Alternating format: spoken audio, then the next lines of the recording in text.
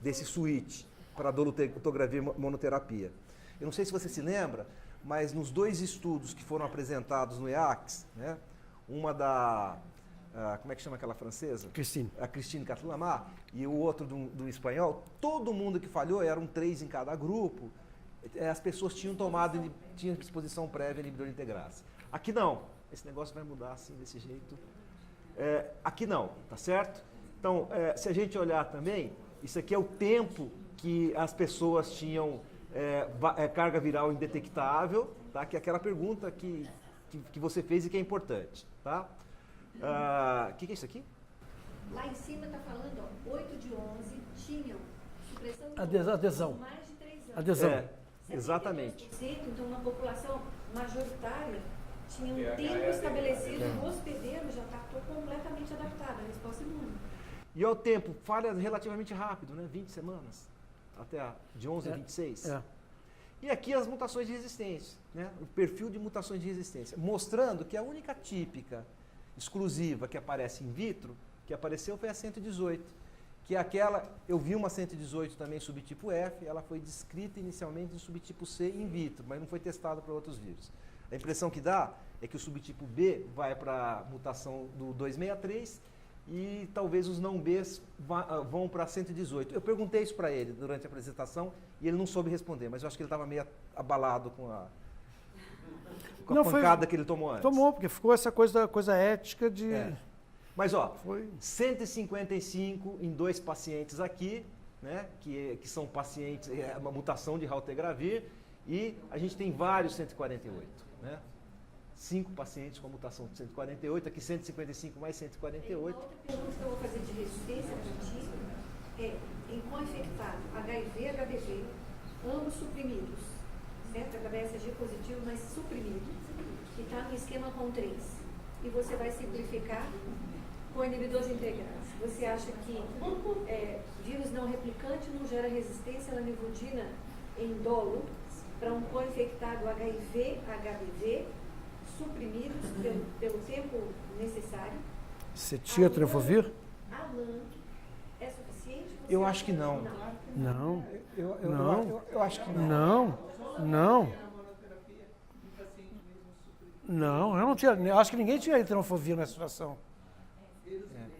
Por isso que é por isso que lamidol não serve para a África. Uma coisa que o HIV ensinou pra gente é que hepatite B é eterna. A gente começou a ver...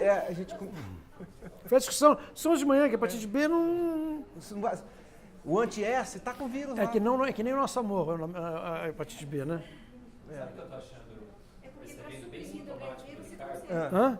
Você está falando já uns 5 anos para frente. Você está falando assim, não, porque agora nós estamos desintensificando. Sendo que a gente não está intensificando, a gente está usando 3 drogas, em vez de falar o que a gente está fazendo, que é simplificar. Talvez isso seja uma tendência no futuro. Eu acho que sim. Porque a gente Pelo foi menos viciado. fora do Brasil já está sendo. A gente foi viciado no número 3. Houve um momento qualquer que passou o número 3 ser um número cabalístico. E eu não, é verdade, eu lembro muito... Isso deve ter vindo do beisebol, né? Strike 3 ou out. Não, passou a ser uma coisa que havia uma necessidade de 3, passou a ficar 3, tinha que ser 3. E não uma questão de você... Eu também queria dizer assim, que essa questão que você falou, né, da lamivudina com dolutegravir, que a lamivudina é barata e eficaz, mas a gente também tem que pensar na questão de comorbidade. Enquanto não existe uma coformulação, são 3 comprimidos versus 1 comprimido. E que, às vezes...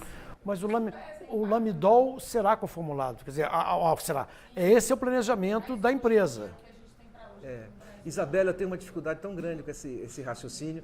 É claro que a gente vê, os estudos mostram que a quantidade de comprimidos ela influencia na adesão, impacta. Né? Você vê que o Triumec é um só, e aqui no Brasil, se a gente quiser fazer uma coisa que é eficaz, segura, já está provado e comprovado. Eu já tenho viajado e tenho escutado que os pacientes falam assim, pô, mas eu não vou começar com aquele que é 1 comprimido, eu vou começar com 2. Agora, o cara que fala isso é o mesmo cara que toma um monte de vitamina, um monte de suplemento e um monte de outras coisas, né, e não reclama. Porque não é química. Então, é o comprimido, tomar 2 comprimidos faz diferença, tomar 3 é uma tomada só, né? É difícil você... Mas também, exatamente. Sim, mas o que a gente está discutindo agora são... Ricardo, Ó, vamos ver aqui, gente. Esse aqui é o latê, que é o cabo tegravir, tá certo? Então, o cabo tegravir vai ser usado com rilpivirina de forma injetável, mas antes você tem que dar oral. Você não pode dar uma injeção num cara que vai ter um efeito colateral, cefaleia, vai ficar 3 meses com cefaleia. Não dá. Então, você precisa ver primeiro se o cara vai se adaptar. E esse aqui é já a fase antiga do estudo, que é o encontro da dose, que eles deram com 10, 30 e 60 comparados com efavirenz, para depois chegar à conclusão que a dose legal é de 30, que eu acho que é errado. A dose legal é de 60. Não sei por que eles chegaram nisso aqui. Eu vou te mostrar por quê. Porque assim, a resposta com 60 é maior. Né? Então, olha, 60, 77%. Com 30, 67%. Você tinha prestado atenção nisso? De quantos pacientes? A 100 e pouco, né? Vamos voltar. Isso, eu já não lembro qual foi a lógica. Teve uma reunião qualquer em que isso foi discutido. Tinha uma explicação farmacocinética lá qualquer, que eu já não lembro qual era. Isso transforma essa experimentação igual a efavirenz. Já não lembro o que era. Tem uma coisa qualquer que eles tinham certeza absoluta que fazia sentido em termos de farmacocinética. Não lembro o que era. Não. Então vamos lá. Esse aqui é a tenofovir versus TAF, tá certo? O tenofovir plus, todo mundo lembra. 263 vezes mais dentro do nível sérico, em mulheres. Do linfócito, isso aqui em mulheres. A miligramagem do TAF é ridiculamente baixa. Então, estava faltando dado em mulher, eles fizeram aqui, tá certo? E eles chegaram à conclusão de que é igual o desempenho. O que mudou aqui, ó, não é igual. Isso aqui isso aqui é outro estudo. Não, é o mesmo. Isso aqui está acompanhando a Tazanavir. Não, também é suíte em mulheres. Suíte em mulheres. Suíte em mulheres. Tá certo. Está trocando classe em mulheres. Exatamente. Tem uma diferença ali, né? A diferença... Ela cruza. Ela cruza. Isso aqui é uma coisa que é sempre comum, né? Você tem alguma coisa que não se traduz com a falha virológica, né? Que daria 96. É porque é a tolerância. Tanto tenofovir como a tazonavir. No momento que você troca, sabe, você estava numa coisa, se trocou por outra, você vai ter problema quando trocar. Você estava numa coisa. Tem um slide que eu acho que a gente tirou desse estudo aqui.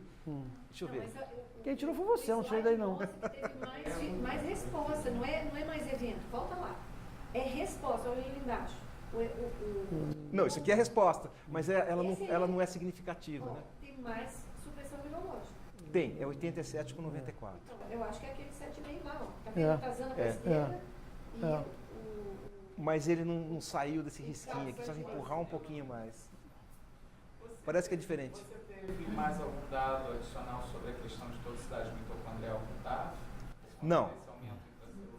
Não. O que tem aparecido com o TAF é que assim, ele já está amadurecendo, não está tendo acidose lática, não está tendo muita lesão mitocondrial que a gente esteja percebendo. No maior estudo de suíte do mundo aconteceu uma coisa que eu não esperava. O TAF foi melhor do que o tenofovir, né? Isso foi apresentado ano passado. E na hora que a gente olha dado de osso, não é que o TAF é isento, né? Então o tenofovir abaixa e mantém, o TAF abaixa um pouquinho, menos, mas abaixa a massa óssea e sobe um pouco. Quer dizer, difícil sem ter um grupo controle de gente que não toma remédio, porque a gente vai perder massa óssea ao longo do tempo. Isso Mas a aparentemente... sequência do Waves, né? Que é para mulheres virgens, um braço lá do vaso. É o Vitegravir, o braço do Vitegravir foi superior. Esse aí é exatamente o switch de uma coisa da Tazana pelo Vitegravir e, obviamente, do tenofovir pelo TAF. Isso aqui são os dados de massa óssea, né? Na coluna e no quadril. O incremento de massa óssea. E esse daqui... É a mesma coisa. Mesma coisa. Exatamente, a mesma coisa. É o COB na Data Impact. É o nível, né? Nível sérico. Gestação altera nível sérico de medicamento? A gente já sabe que altera para algumas coisas. Né? Então, o que acontece com a gestação? Isso aqui é depois da gestação, né? Não, segundo trimestre, depois do parto. Segundo, terceiro e pós-parto. Então, aparentemente, diminui um pouquinho, né? O Vitegravir, depois sobe no pós-parto, que é uma evidência de que no parto não estava tão bom. Não, gente, é assim, ó. Aí são duas drogas diferentes. São.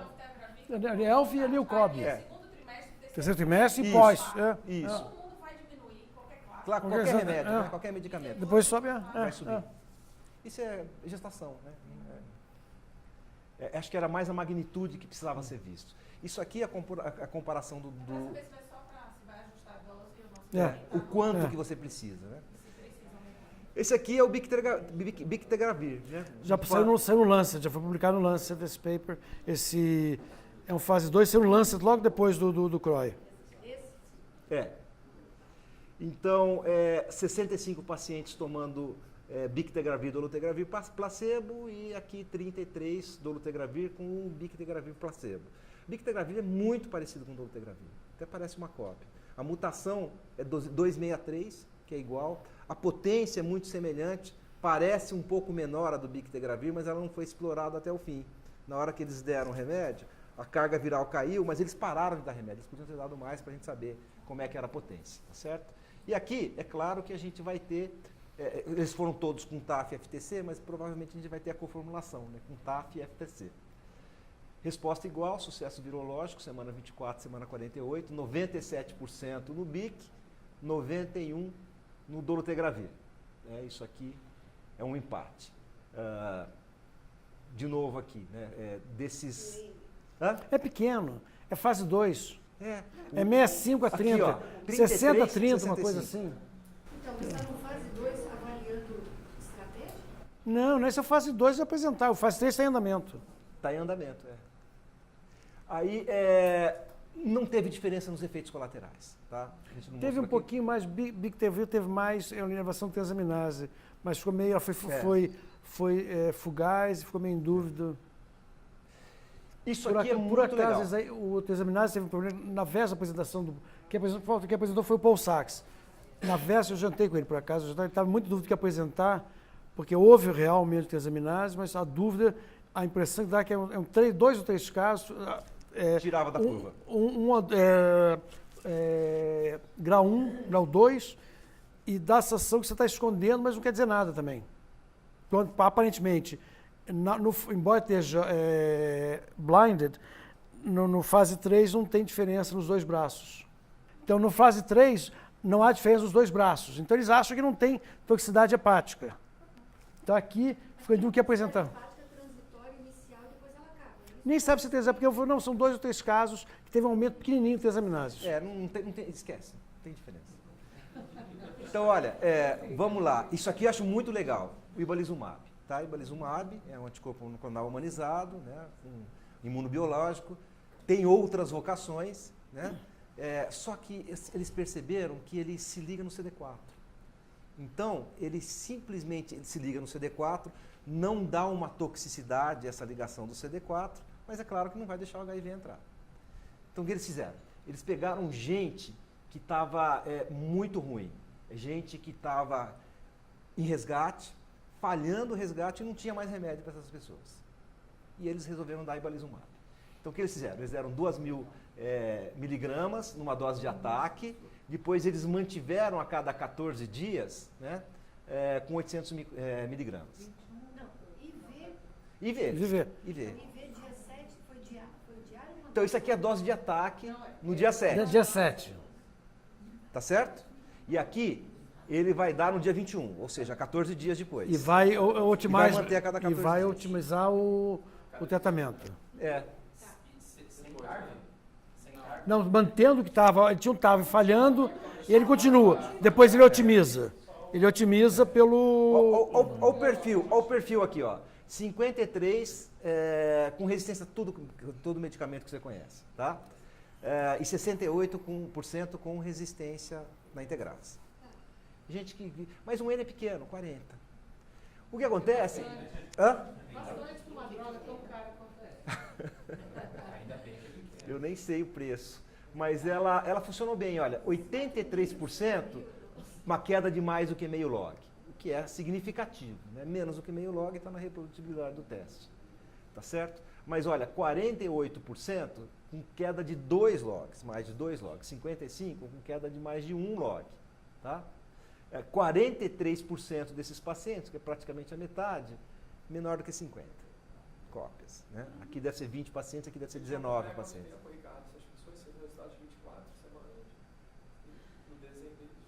Então, eu acho que ele não passou disso daqui ainda. Então ele sustenta a cada 15 dias uma dose. Uma dose de 24 isso. semanas, fazendo uma dose de ataque De 2.000, depois ele mantém aqui a 800. Tá? Teoricamente, isso é lifetime, né?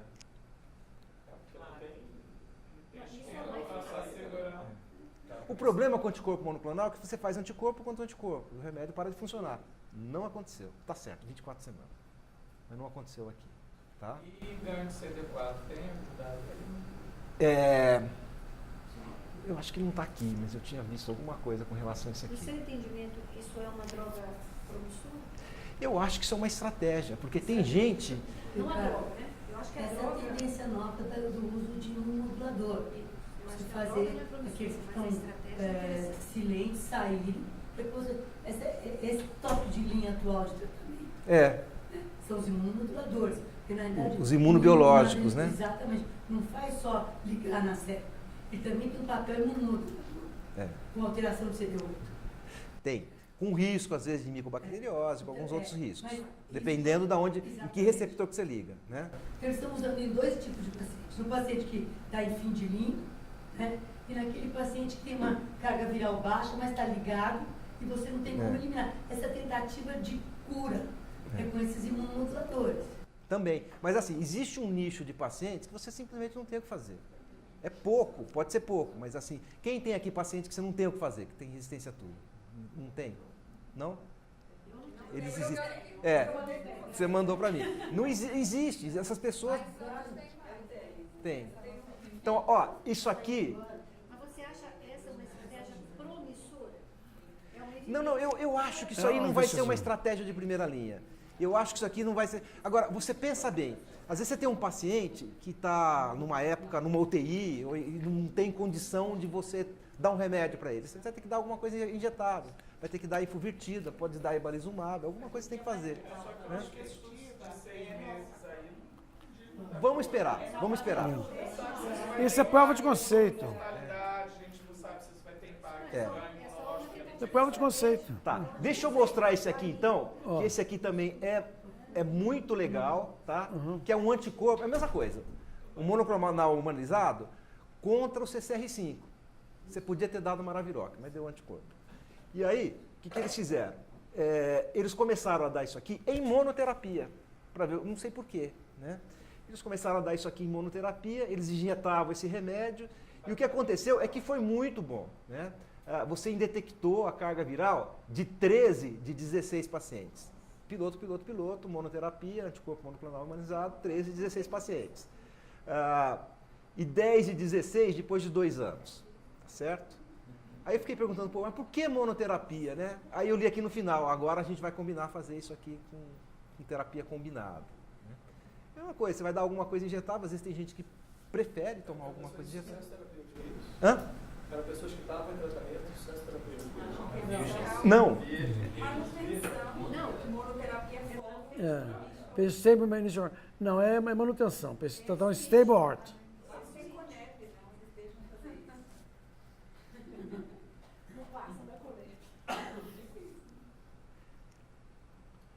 Então, isso aqui, 2 e 3 estudos, mas ó, monoterapia. E em combinação com arte. Hã? E em combinação Não, isso aqui com no arte. futuro. Isso aqui no futuro. Aqui é monoterapia. Próximo, cara. Hã?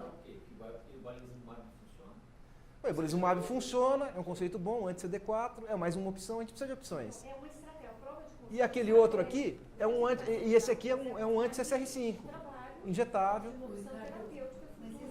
É aquelas coisas, é a coisa que eu acho que só é para encher linguiça de sessão, essa de fase 1, 2, que há muitos anos deixei de assistir.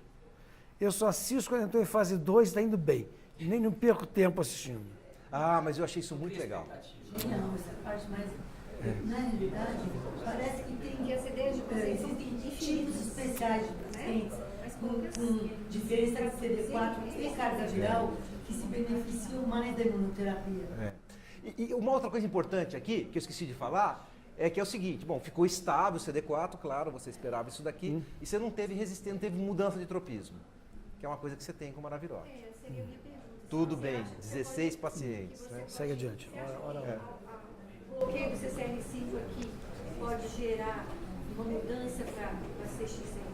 Então, não aconteceu. Não aconteceu. Não aconteceu. 6 meses, 16 pacientes. Teoricamente pode. Ricardo, olha o horário. Vamos lá, isso aqui só para mostrar rapidamente para vocês o que existe de medicamentos sendo desenvolvidos. Inclusive nanotecnologia com efavirenz e lopina. Nanotecnologia vai ser uma quantidade tão pequena que você não vai ter muito efeito colateral. Quem vai ser quiser, injetável. tiver interesse nisso, teve uma palestra muito, muito boa do Charles Flexner, uma sessão especial. O Charlie deu uma aula inteira sobre nanotecnologia, usa nanotecnologia para em desenvolvimento de tratamento, em especial para o HIV. Aí é uma aula inteira bastante boa. Até para quem não entende nada do assunto, deu para entender. Aqui, um monoclonal humanizado anti-CD4. Quer dizer, eles estão investindo nisso aqui. Para dar uma vez por semana, 2 vezes por semana. Então, não, a cada 2 semanas. Eu acho que a maior estratégia futura é essa mesmo. É o uso menor, ou o uso parenteral para garantir boa adesão. A gente já faz isso em psiquiatria, né? Vamos falar de evento adverso e comorbidade. Isso aqui é o do DAD. Eu sempre tenho um pouquinho Passa para cá. Deixa eu falar um pouquinho, você vai falar de cura. Fala. Eu estou preocupado agora com o horário, e o Ricardo vai se empolgando, porque depois tem a parte de cura. Se vocês deixarem, nós vamos ficar aqui até 8 da noite, o Ricardo quer falar sem parar sobre o assunto. O DAD, eu acho que o interessante foi essa associação específica de doronavir com infarto, e que há um risco cumulativo e vai cair de novo na mesma discussão que já houve com o abacavir. Antes com DDI. Antes com DDI. O DDI desapareceu. Mas é a história do DAD, né? E que eu acho interessante que o DAD, pelo menos na minha opinião, sempre está certo. Nossa, eu tenho uma dúvida sempre grande. Que bom! Porque o DAD, diferentemente dos demais estudos, ele foi desenhado especificamente para olhar eventos adversos. É uma coorte de vida real, né? É uma coorte enorme. Muito grande, isso. Desenhado especificamente para isso. Então, todo o esforço deles é para monitorar evento adverso grave. Mas é uma coorte bipolar, não é? Porque uma hora ele fala assim, agora é o abacavir. Não, agora é o Não. Eles vão... É achado, eles não têm... Tanto que o abacavir, especificamente, quem fez a análise foi a Caroline Sabin, a procura não era para o abacavir. De jeito nenhum, sempre foi pensando em dor de protease. Não tinha daruna na época, ele não era existente. E aquilo foi analisado de todas as formas possíveis. Deu para o abacavir. Se vocês lembrarem, foi feita uma análise depois, quando já sabia, então, o abacavir já tinha um efeito de canalização, que eles chamavam, quer dizer, quando as pessoas de abacavir já sabia disso, então, provavelmente as pessoas com alto risco para infarto não tomavam mais abacavir e o efeito persistiu. Olha, eu acredito nisso aqui mais pelo próximo slide. Agora ele está na zona... Não, mas acho que não foi absolvido, acho que nunca o abacavir no DAD se mantém, não tem a menor dúvida que ele tem. O que ele mostra que as pessoas não entendem é que aumenta de 50%. Se você tem um risco muito pequeno, 50% de nada é nada. Se o seu risco é muito alto, 50% de muito é muito. Então, a abacavir é uma droga extremamente segura, em termos cardiovasculares, para uma pessoa que tem um risco cardiovascular muito pequeno. Então, um jovem, né?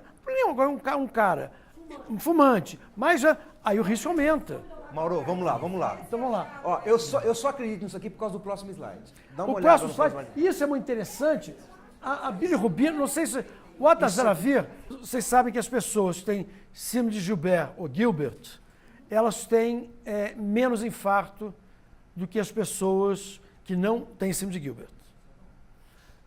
O que foi visto, por acaso, naquele estudo do ACTG, que comparou daruna, raltegravir e atazanavir, que eles fizeram também um estudo de progressão de carótida, teve um subestudo do braço atazanavir, foi que menos progrediu o espessamento de carótida.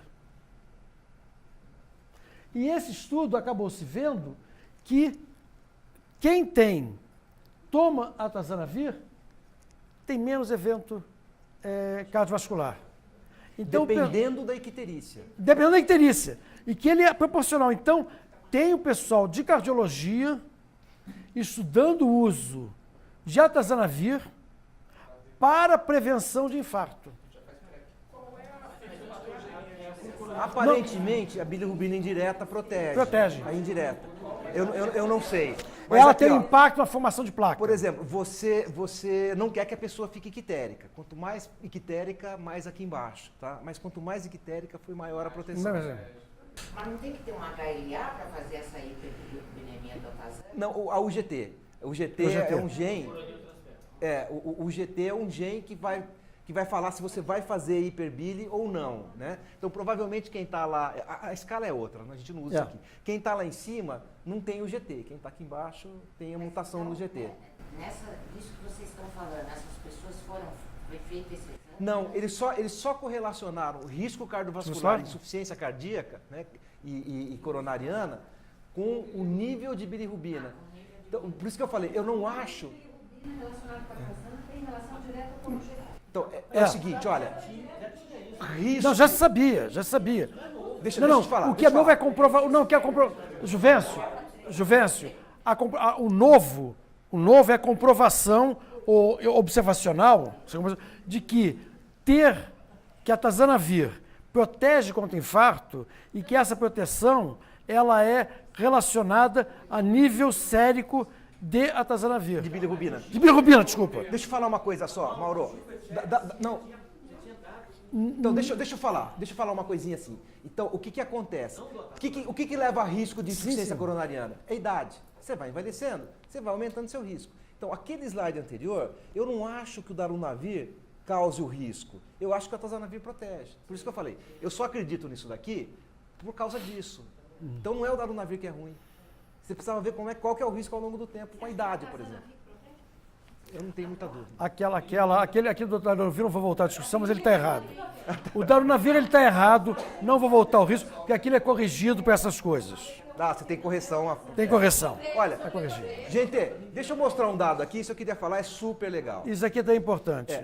O que a gente já sabe? A gente já sabe, por exemplo, que tabagismo se relaciona com todos os tipos de câncer, tá certo? Ele se relaciona muito com câncer de pulmão e com 5 neoplasias que tem relação com o tabagismo diretamente, tá certo? Agora, isso é muito legal. Por que tabagismo leva a câncer? Por que leva a câncer de fígado? Você entendeu? É um mecanismo epigenético. Então, o que acontece? Na hora que você fuma, a gente tem um gene que protege de câncer, que ele chama P53. Esse gene está protegendo a gente de câncer. Na hora que você fuma, você metila esse gene. E na hora que você metila, ele deixa de proteger você. E na hora que você para de fumar, ele vai voltando ao normal, só que demora. Por exemplo, para a gente que não tem HIV, depois de 5 anos, o risco de ter câncer de pulmão fica igual ao da população. Mas para quem tem HIV, não. Então, o que eles compararam? Eles compararam gente que não fumava, nunca fumou, todo mundo com HIV, tá? E gente que fumou e parou, tá certo? Na hora que você para de fumar, depois de 1 ano, o teu risco de ter qualquer câncer está aumentado. Depois de 2 anos, o risco de ter qualquer câncer ainda está aumentado, mas depois de 3 ele diminui. Aqui são as neoplasias relacionadas com tabagismo, bexiga, fígado. Então, depois de 2 anos, você volta a ser... Volta a baseline. Não, mas para o pulmão, não. Em contraste do que acontece com quem não tem HIV, né? Que você continua com o risco aqui. Quem não tem HIV... Isso aqui vai voltando, depois de 5 anos ele está aqui. Os outros, a partir de 5 anos... Demora 5 anos no pulmão, que é o pior. Eu acho que... Como uma coisa é uma coisa epigenética, tem mais coisa de fora o tabaco, que está interferindo na paralisação do gene protetor, que é o P53.